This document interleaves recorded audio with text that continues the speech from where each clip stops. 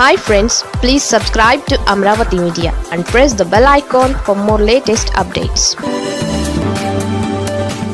కొరుకుడు పడని ఆ జిల్లాపై పట్టు కోసం జగన్ మాస్టర్ ప్లాన్.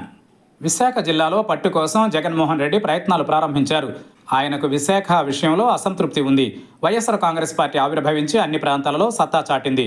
కానీ విశాఖ నగరంలో మాత్రం ఆ 4 సీట్లలో కనీసం ఉనికి చాటుకోలేకపోయింది. గెలిచేందుకు చేయని ప్రయత్నం అంటూ లేదు.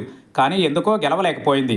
2014లో విశాఖ జిల్లాలో మిశ్రమ ఫలితాలను చూసింది వైఎస్ఆర్ కాంగ్రెస్ పార్టీ. 2019లో అయితే విశాఖ రూరల్ జిల్లాలో క్లీన్ స్వీప్ చేసింది. 2024 ఎన్నికలలో అయితే డిజాస్టర్ ఫలితాలను చవిచూసింది.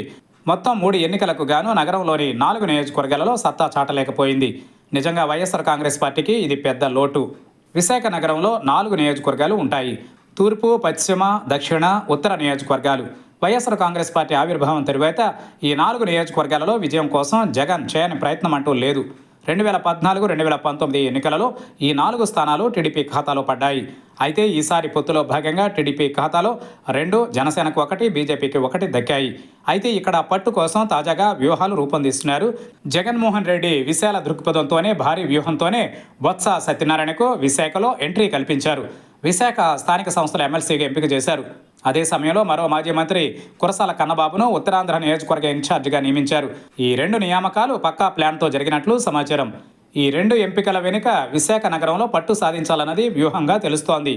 ఇంకోవైపు మాజీ మంత్రి గుడివాడ అమర్నాథ్ను నగరం నుంచి రూరల్కు పంపించేశారు. ఇప్పుడు నగర అధ్యక్షుడిగా సమర్థవంతమైన నేత కోసం వెతుకుతున్నారు. ఈ క్రమంలో వెలమ సామాజిక వర్గానికి చెందిన తైనాల విజయ్ కుమార్కు నగర పార్టీ బాధ్యతలు అప్పగించాలని చూస్తున్నట్లు సమాచారం. కాపు, వెలమ ఫార్ములాతో విశాఖ నగరంలో పట్టు సాధించాలన్నది జగన్మోహన్ రెడ్డి వ్యూహం.